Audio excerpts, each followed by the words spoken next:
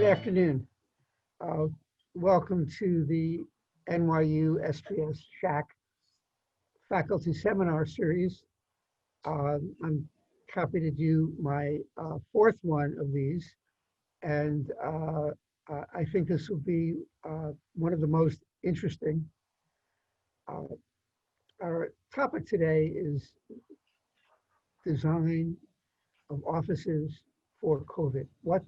And it is to some extent a report from the front line.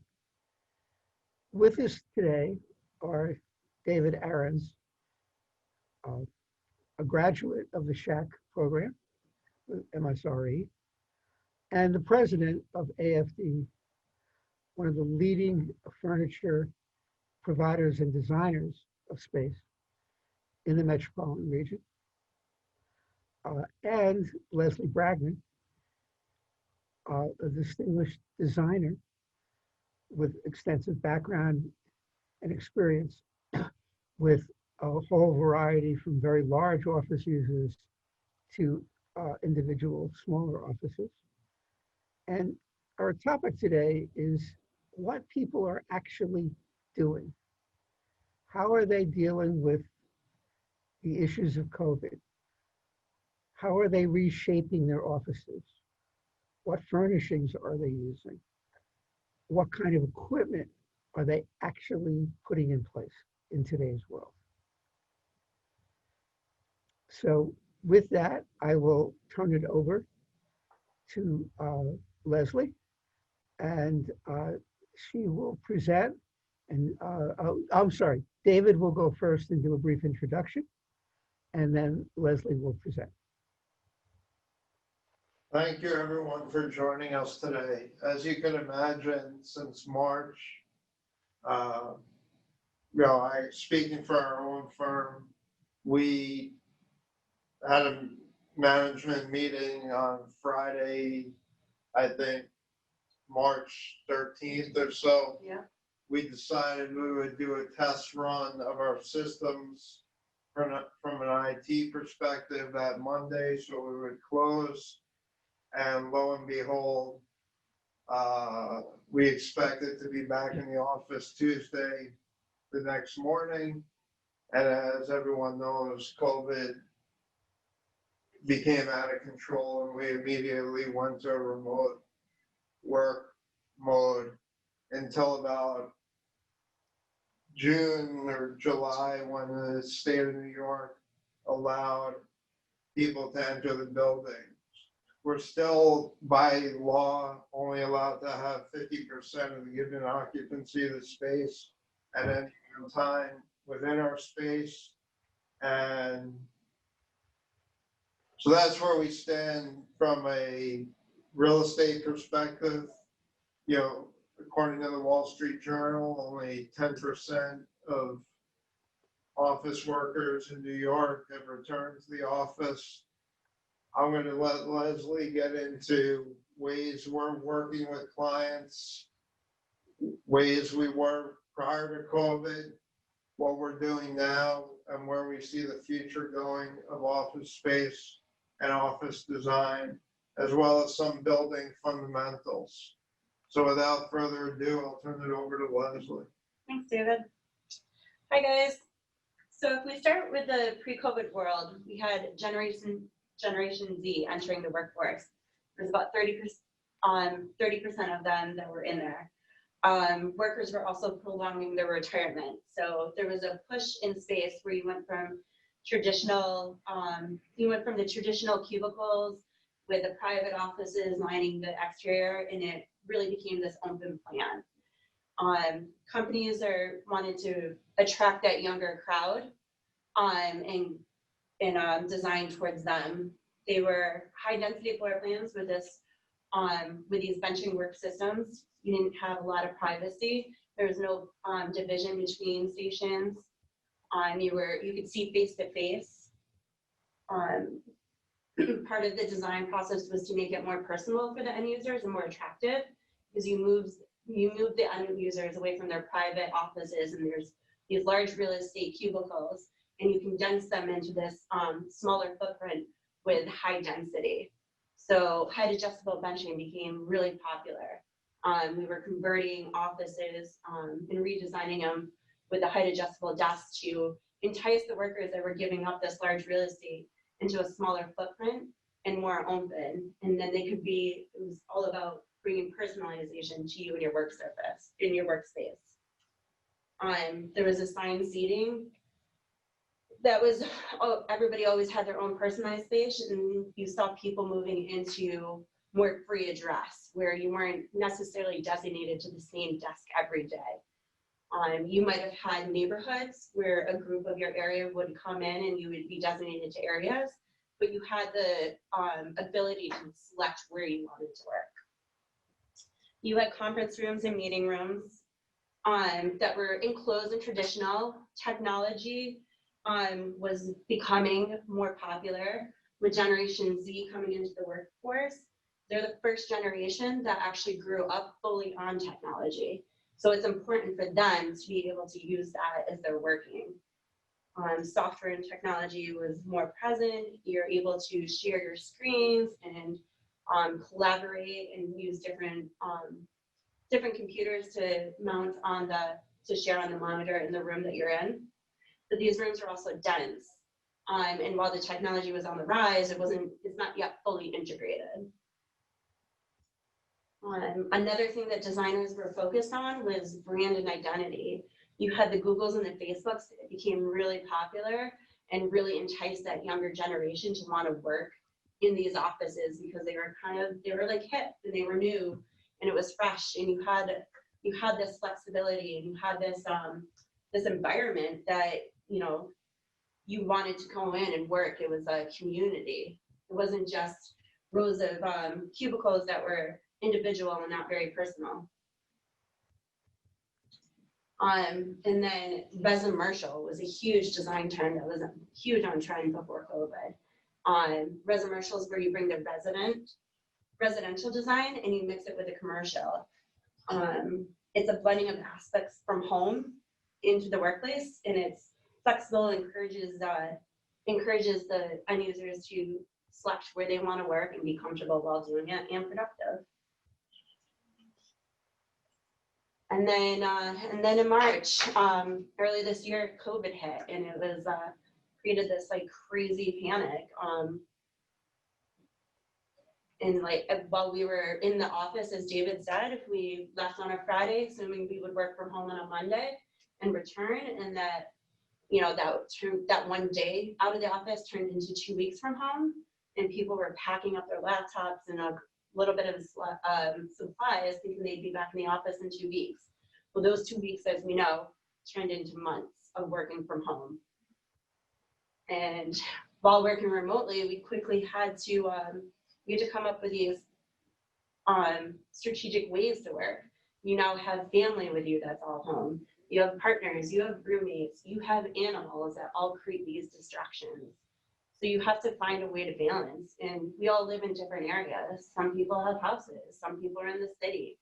You have smaller apartments and they're one room. So we had to be creative with how we could work and where to work and be efficient.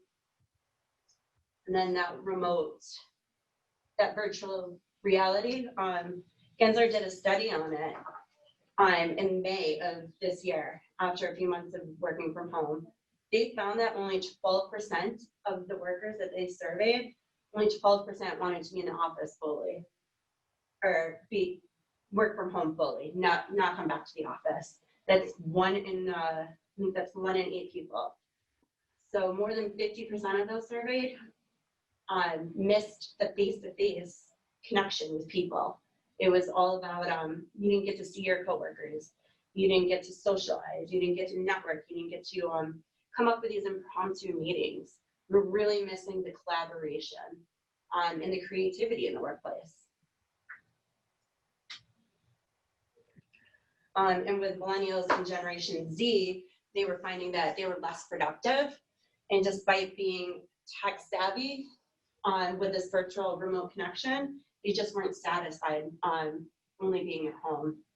And then we had all the Zoom and the team meetings and the connections that way, and it just turned into this virtual burnout. While people were really gung-ho in the beginning to try to get on a face-to-face call, you slowly saw that decreasing over the months. And then that left us to scramble and everybody to figure out how do we return to the office safely? And how do we get people to want to come back to the office?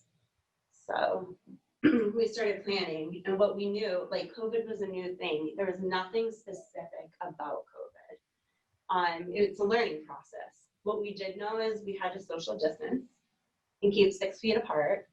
We had to sanitize and keep up with hygiene. And then we needed our PPE, which is our personal protection equipment, with the face masks and the sanitizers. Those were the 3 main things that we knew that we had to focus on while creating this new work environment post-COVID. So then you get into the finishes and materials, and a lot of people were afraid because they thought everything had to be these hard materials, acrylics and metals, because those are easily to wipe down than a fabric material. While that may be the case, studies showed that these hard materials were actually could hold the virus on it for several days, as to compare to a soft porous material where it would be hours. But as we know, fabrics are harder to clean, so with these new fabrics that are bleach cleanable, it makes the process a lot easier, and it allows the design community to go from this cold, sterile environment to really give a broad range of materials that are bleach cleanable, antimicrobial work surfaces, and it keeps you with that warm, inviting environment that people want to go back to. Well, I do need to note that the antimicrobial work surfaces, they do not kill viruses, but they are active against them bacteria and things like that. So it does aid and it helps with the cleaning process as well. Another thing that we had to look into was clean air and the filtration systems. While this isn't us as a from a furniture standpoint, this is usually up to the buildings and the real estate, the landlords. But the key items is to work within the HVAC systems and the filtration. You need to trap the pathogens, any of those airborne particles. You need to review your current filtration systems, and then you need to replace them with a higher grade and more effective filter. You can use portable HEPA filters for hot spots like conference rooms and meeting rooms where they're more enclosed and it's not as open with more air filtrating through. We've actually gotten samples from a company called Clean Zones, which you can see on the right side of the screen, which is actually a portable filtration system that you could hook onto your workstation, or you can bring into a meeting room and share to help filtrate while you're inside an enclosed room. Then you need to kill the pathogen. And then you're seeing these UVC lights that are being incorporated into the HVAC and the duct systems that'll help kill those viruses. And then you need to flush it out and work in bringing in more clean air from the outside. So there was, so we have, as we were planning, we had the today, the tomorrow, and the future for COVID. So early on was the today, and it was like this panic reaction when companies we didn't know how long we would be able to return to the workplace. People were coming up with ideas of screens, these acrylic screens and bubbles everywhere, which were, you would attach screens at every point on a benching desk to separate you from the other, but you're like living in these acrylic bubbles. And then you have the idea that you need to space out your desk, and you have like, you don't have the real estate for that right now. So as we move into the tomorrow, which is a phase that we're in now while we're re-entering the workforce, we work with the existing footprint that our clients have, and we best reconfigure it. So you can take your traditional benching, and you could rotate the desk around and create a pinwheel formation. So you're not completely facing a person forward, you're creating more division. We have a video of an actual fly-through that we've done for one of our clients. So you see, we started with this traditional style benching, their height adjustable desk with a little bit of division. We incorporate higher panels. We add a little bit of glass to the top to still create like the open plan, but still provide the division. And then we added in storage to help break it up. There's a lot of ways that you can separate the space and still make it pleasant, so the users don't have to go back to these traditional cubicles, and you can still maintain the footprint that you have. Another important thing about getting back to the office was the wayfinding and the signage. You had to manage the flow of space. You couldn't just bring back your workplace and have everyone running into each other. It was important to keep the social distance. So we have floor signs that let you know if you're waiting for something, where to stand. And you've probably seen these throughout the city and even in retail stores. You have arrows that point to the flow direction that you should be moving in, so people aren't passing each other, facing, and gives you that separation. We have conference rooms where we're listing signs, and you're reminding people to stay apart. You're reminding people to wipe down after use, to sanitize for the next person. And you're also limiting the amount of people in a room, because the occupancy, you can't have a full 100%. So while you were cramming people in a meeting room with 8 people in a small room, you're limiting that, and you're listing the signage to keep it down to 3 or 4 people. Another important aspect of coming back to the office is temperature checks. You have to make sure that the people that are coming in are healthy and not running fevers where you're risking them infecting other people. So we've actually installed this in our office, and it's not only checking your temperature, but it's also giving us a touchless entry. So it's keeping us from having to physically touch doorknobs that are shared with other people. So it's and it's actually a really great thing. It scans your face, it recognizes you as that building, because we're also limiting visitors. You don't want lots of people that you can't track coming in and out of your space.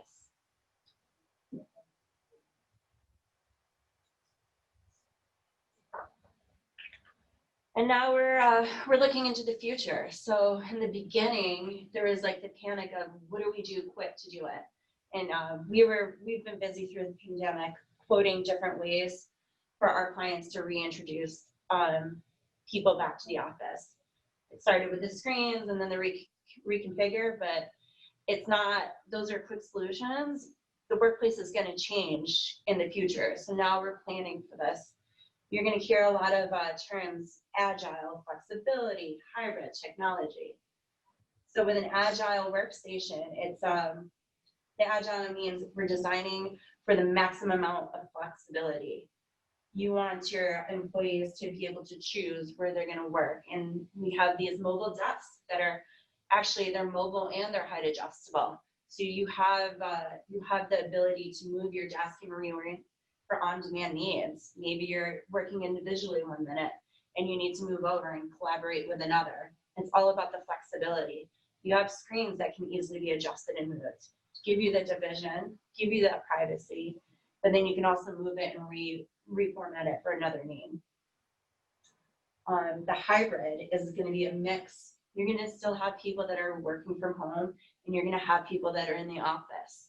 So coming back to the office now, while we're at 50% capacity, we need to be able to work with people in the office and at home. So that's going to be where your technology comes into place. So while we could be having a meeting and a presentation, not everybody physically needs to be in the room with us. We can use this technology to bring them in, and it helps reduce the density that is needed, but also keeps people connected and engaged. Technology is really, it's one of the biggest things that are going forward post-COVID. We need these connections. We need the high technology. We need the higher Wi-Fi. We need to be dependent on a good connection. You see the kids that are going back to school and they're logging on and they're having trouble connecting and getting onto their virtual classrooms. And then you hear the frustration from the parents and the kids and the teachers. We need better technology so we can rely on You're gonna see more charging stations because you may not just be stuck, you may not just be at your desk all day. You're gonna come into the office and you're gonna be working and you're gonna be in remote areas.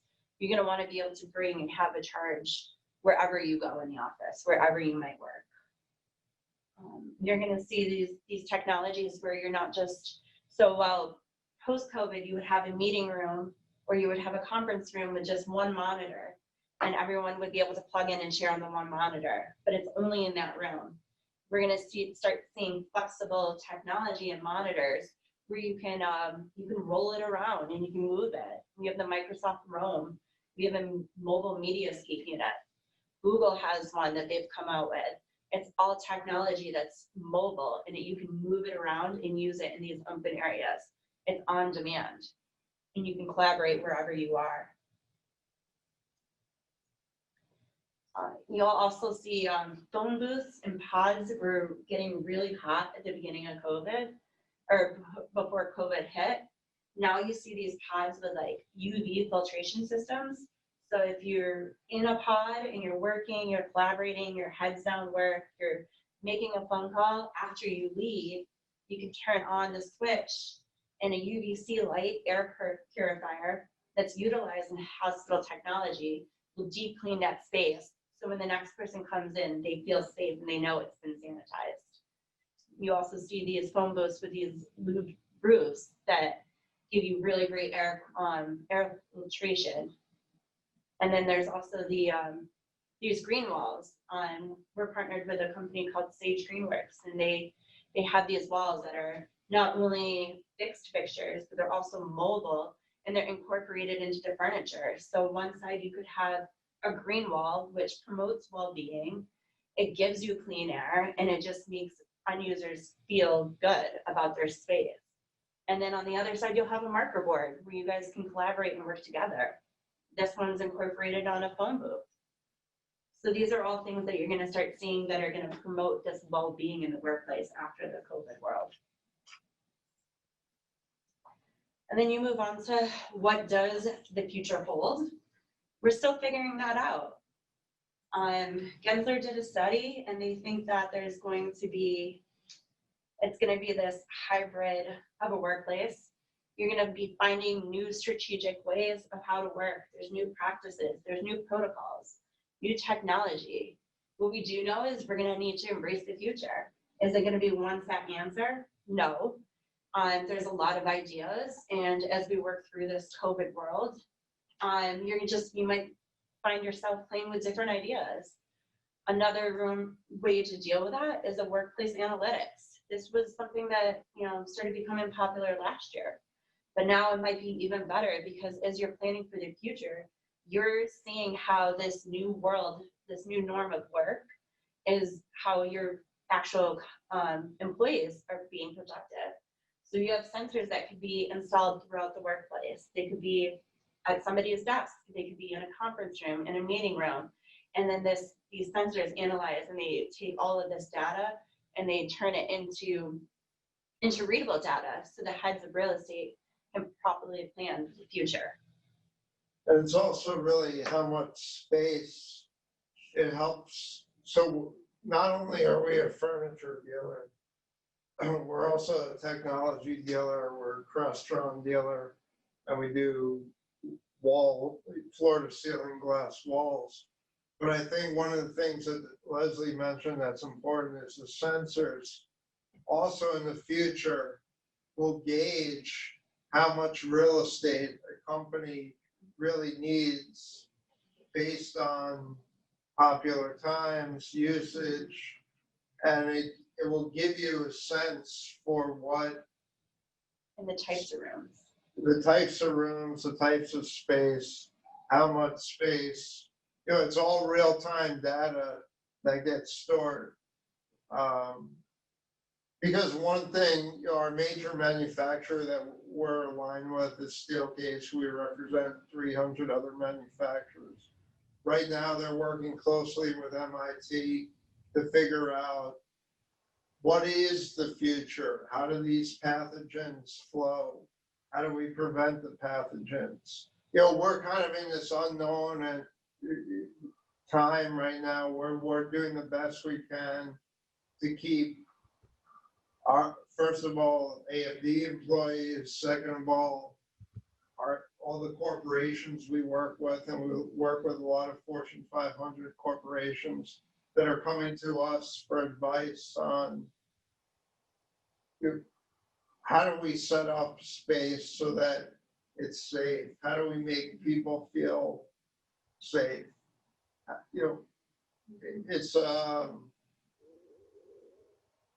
it's a strange time we're living in, and we, like Leslie said, the future of what design will look like is not, we're not there yet. We're in the middle of figuring it out. It's not only being safe though, it's also engaging your employees. What we know back in March, everybody went home and everybody's been working from home 4 months.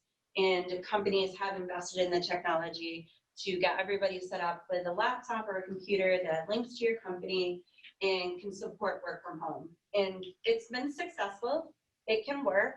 When you have heads down work, sometimes it's great. But what we do know is that the workplace is not going to be dead. People miss the face-to-face connection. So will the layout of the workplace change? Absolutely. Is it going to be a mix of individual desks like we've had? Will they be permanent assigned desks? Will they be open desks where you can choose and pick where you want to work? You're going to have a lot more collaboration areas because that's what people miss and that's what people need. They need that collaboration. They need that creativity flowing, and it's how are we going to design moving forward with the footprint and the real estate? Are we going to increase it? Are we going to decrease it? How are we going to work these things out to make it safe and make it engaging and make people want to keep coming back? And at the same time, we're thinking about this. Landlords are thinking about, how do I make my building safe? How does the entry work? How to limit 4 people to an elevator? You know, how do we get the filtration systems correct? How do we, there's a lot that's being figured out that we're just currently, as everyone starts returning to the workforce, getting our arms around. Hi, this is Barry.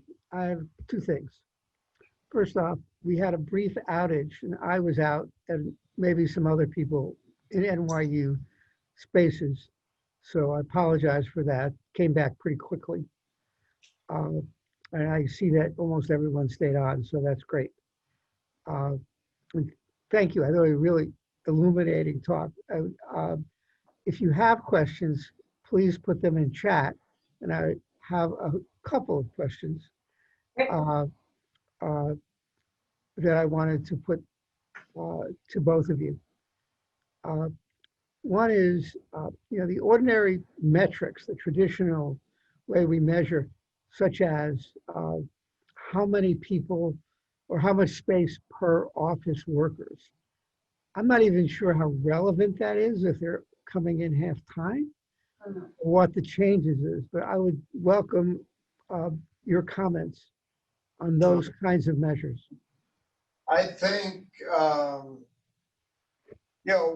pre-COVID, we were seeing the measurement decrease because people wanted to save real estate space.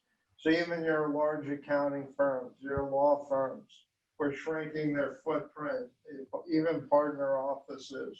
And we handle a very large accounting firm across the country. We saw this, we saw more collaborative spaces. Even some of the law firms that were opposed to, that had gigantic partner offices years ago were shrinking footprint to save space.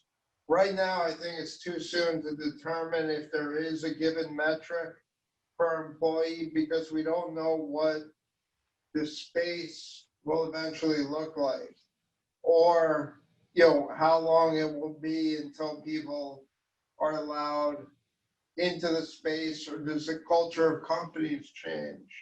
Do half the workforce come in 3 days a week, the next week the other half come in 2 days, then they flip flop. So I think it's too early to tell. I think it's a good question, but I would say for right now, it's kind of out the window. Thank you. Leslie, did you want to add more? No, I think David hit on that. Okay. Yeah. I had first a technical question. Mhm. You showed a very interesting device that for air filtration Mhm. that is actually, I guess, freestanding. You just plug it in and it works. Yeah, there's different ways to actually use it. You can actually physically mount it to existing panels and stations that you have, but you can mount it onto a wall. There's different brackets to install it, but it is also portable. It is something that you could take and you can just place on a desktop or on a tabletop, and like say if you're in a conference room. I've always found that through COVID, and it's a question that I've asked on a lot of these webinars with experts across the world, and nobody had an answer at the time. How do you deal with enclosed rooms? Because more people feel when you're enclosed, you're at more risk. So these systems are some portable filtration systems or something that will help with that. And while it's helping clean the air, it's also giving you a sense of well-being and safety.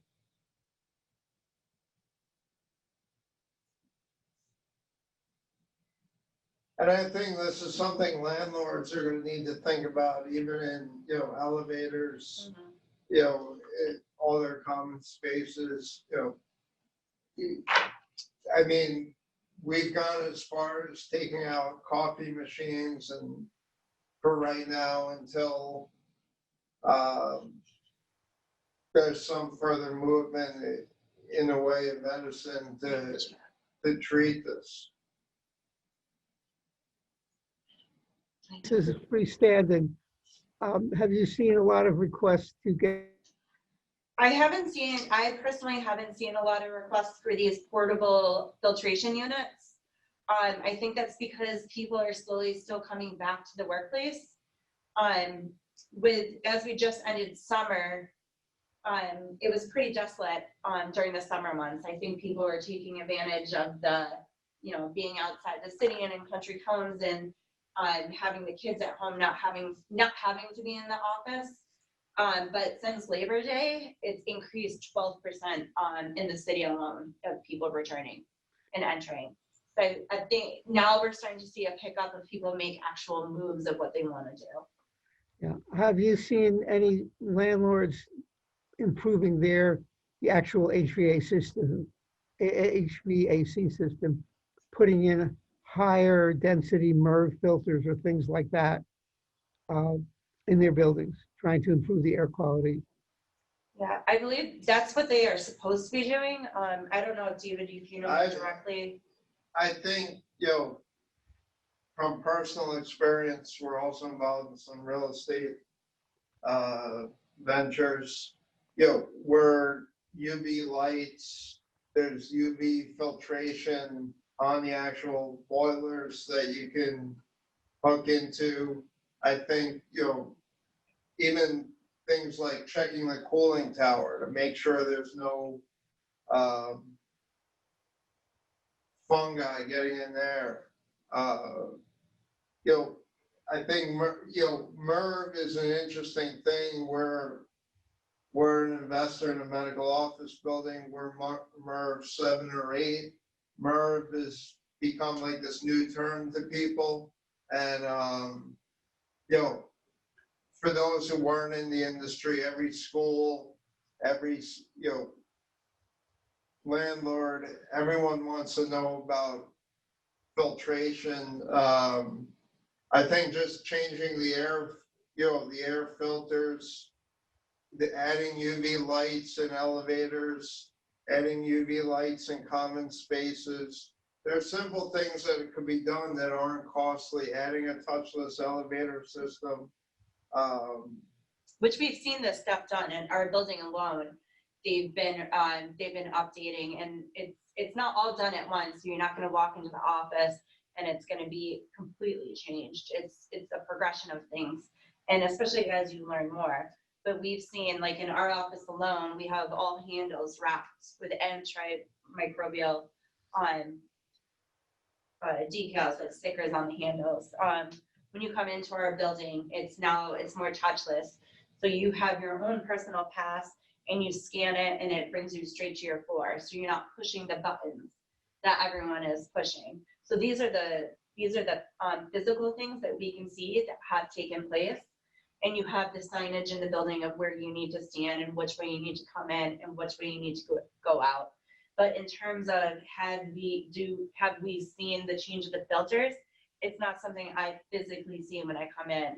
But I do know that buildings have stated that these are the steps that they've had to take. So Gensler has noted in some of their research articles, and they're like one of the top architect design firms in the world, they've noticed that they've changed it and updated their buildings throughout multiple locations. Yeah. So people are making these steps. Has every single person? I don't know. Thank you. A question has come in. Are you actually seeing people changing their furniture?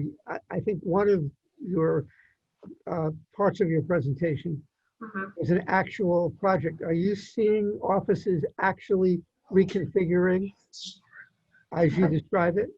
I think right now what companies are trying to do, it all depends really on lease term and expiration of lease and how much capital they want to put into the space.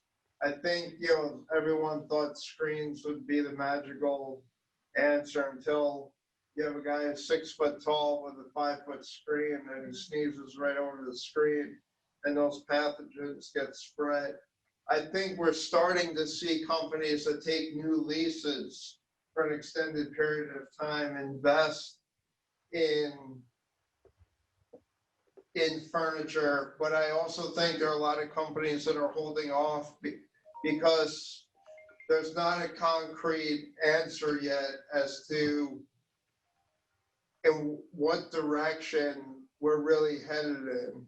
I think we've given it our best shot and we're working closely with other experts to figure out what direction we're going in. But I can say whatever direction we go in will be the future of office layout, because if it's not COVID-19, it's going to be something else.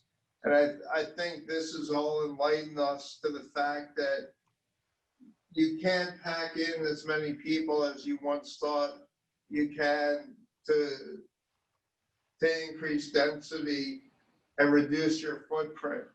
Another question is, are companies going to take less space? That's still to be determined based on health and safety metrics. And while these are also all future, but in the immediate right now, yes, we have taken steps and we have worked with our existing clients and new clients to give them plans about reintroducing people into the workplace now. So we have installed screens for clients because that client has strongly felt that's what they've needed. We have reconfigured existing stations, benching stations by turning them and alternating. And clients have also come up because it's not full capacity right now. So our company alone, we're on a blue team and a red team, and we alternate days that we come in. Each team being in the office twice a week. So you have team blue, which is in Mondays and Wednesdays, and then you have red, which is in Tuesdays and Thursdays. And then we switch the days the following week. Fridays, the office is closed for us. We don't come in, and then we do the deep clean. And we've done some modifications in our office as well, where we've removed seating from conference rooms to limit how many people could come in. We've had screens already.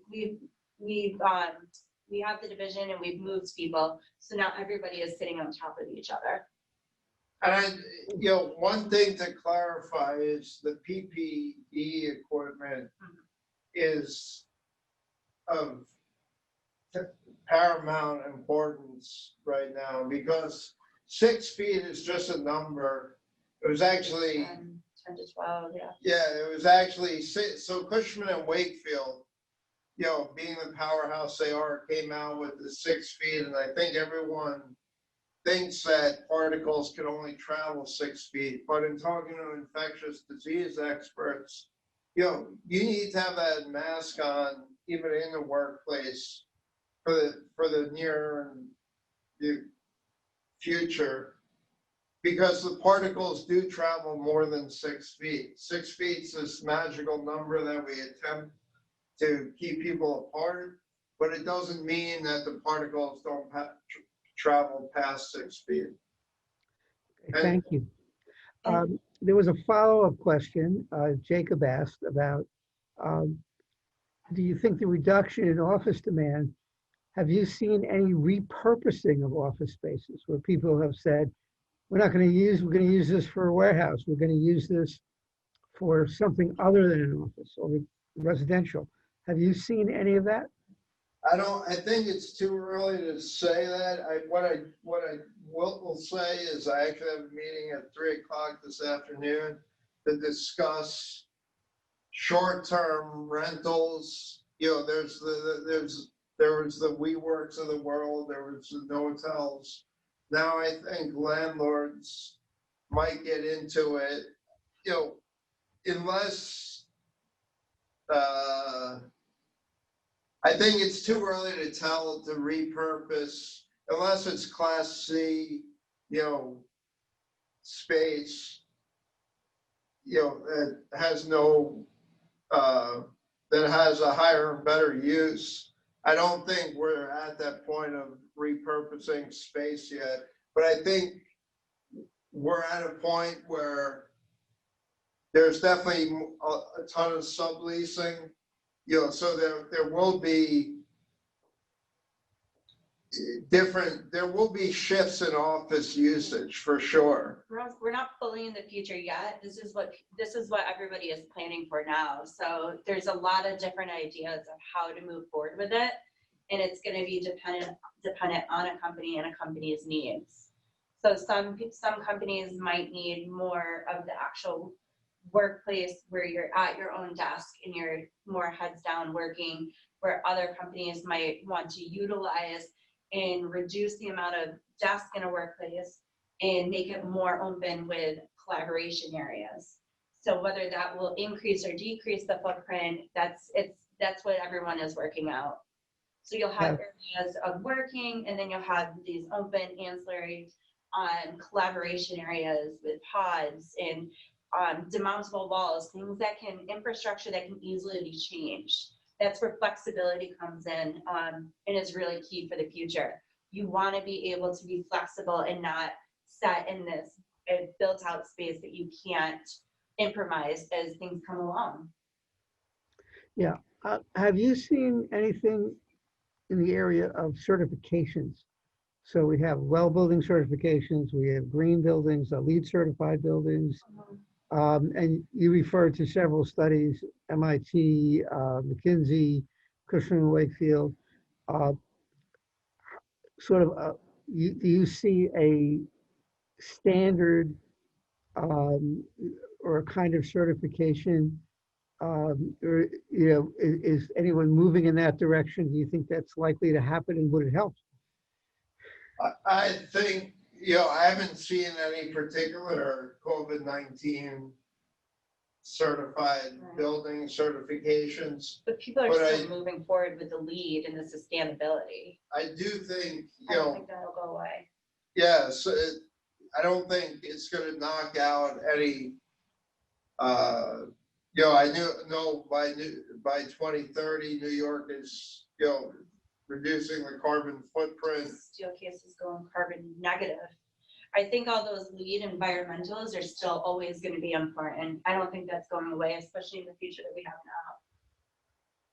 But there is no, I think each landlord created their own specific guidelines.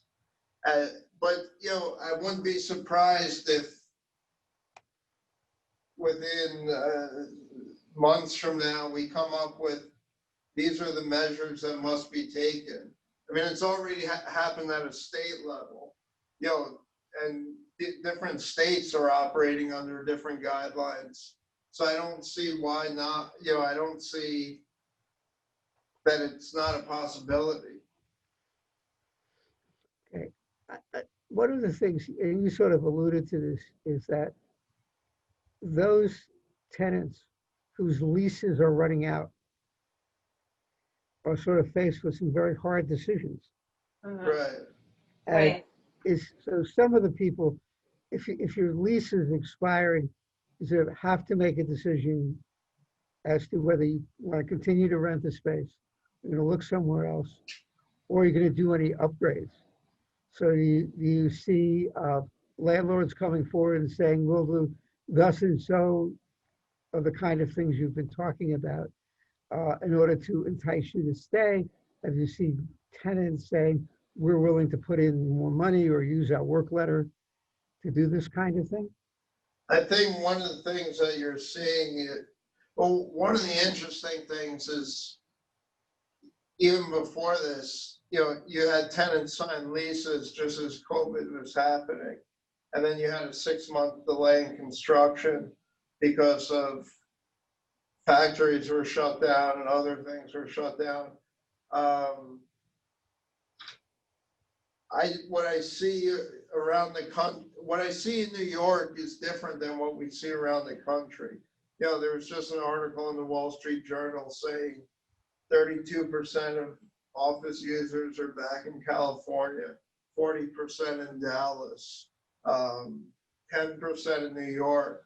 So what I think people are going to do is look to have the safest space possible that they can have. Buildings are gonna have to entice them to wanna sign a lease with them. What kind of amenities are they gonna offer? And how are they gonna safely keep up with those amenities? And the things that they're providing, what is gonna make someone wanna sign their lease? Yeah, I know you work in the region and beyond the region. So there's been a lot of talk about hub and spoke. No, that was my next comment. I think Hub and spoke was also popular before COVID with the tech companies. Do you remove your main headquarters and do you make satellites throughout? I think it depends on a company. While it may work with a tech company because that's how they operate, it may not work with every company. But I do think you're going to see more of that in the future. And, I think New York will always be New York.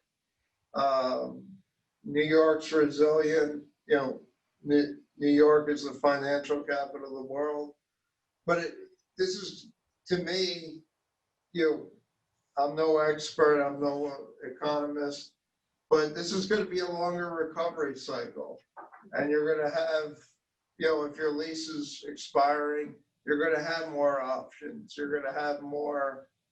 It's going to be more of a tenant's market for a little while than it will be a landlord's market. Whereas pre-COVID, it seemed we were the opposite. I think it's going to be more thoughtful too. Instead of just bouncing back from something and going right back into the old way, it's not going to be the old way. It's going to be new, and it's going to be a thoughtful process instead of just a reaction and future planning. Yeah, does it seem to you there's a difference in what people in the suburbs are doing versus what people are doing in New York and other major cities? That, I know there has been some more activity in Stamford and parts of Jersey, Westchester, Long Island, where people can drive to their office. I think there's a big fear right now, especially, Gensler actually is the world's largest architectural firm. We happen to look at each other's space. They're neighbors of ours in the next building over. And I think one of the things that we're going to have to figure out in New York is how do we get people on subways and feeling comfortable? How do we, all the mass transportation that they're used to, people are still hesitant. So therefore, a Stanford, a Jersey City, or Westchester, where you have options to drive, or you might have a hedge fund that, says, well, half my people live in Greenwich. Why don't I just open up an office in Greenwich or Stanford? So I do think there's going to be pressure on landlords, but I do think the intellectual capital, I think it's, Barry, I think my gut is it's going to help those other cities that you mentioned be stronger and thrive. But I think over the long haul, New York, there's other factors affecting New York right now, which I don't want to get into, but I think over time, New York is resilient and will find its way back. And if you don't have a presence in New York, you're kind of deemed the redheaded stepchild. Okay. I want to follow it up a little bit with getting, so you are working with major manufacturers. And, Right. yeah, and some of the things the panelized systems, the shields, and the way the cubicles are laid out, they're always trying to upgrade their products. But for them, if you start manufacturing a different project, a different kind of form, how long is it going to be good for, et cetera? Do you see the manufacturers really retooling and offering different things? By the way, the one that always made me laugh was the indoor telephone booth. Yeah, the hot system. No, it's actually There's- coming back. They're still popular, and now you see them offering these higher quality of filtrations in them, and they include the UVC lights. So I think you're going to see that. I don't think you're going to see them go away, because they can be mobile and they're not part of that infrastructure, so they're also flexible. And I think one of the reasons Steelcase hooked up with MIT Labs is to really understand the pathogen flow when they go to create their new portfolio, to meet this new world that we're in. I think you're going to see a lot of investment on the manufacturer's part to really come up with what's the next. We actually have a meeting with Steelcase on October 6th to discuss with some of their executives, where's their head at? What are they thinking? What trends? And remember, not every market was hit like New York.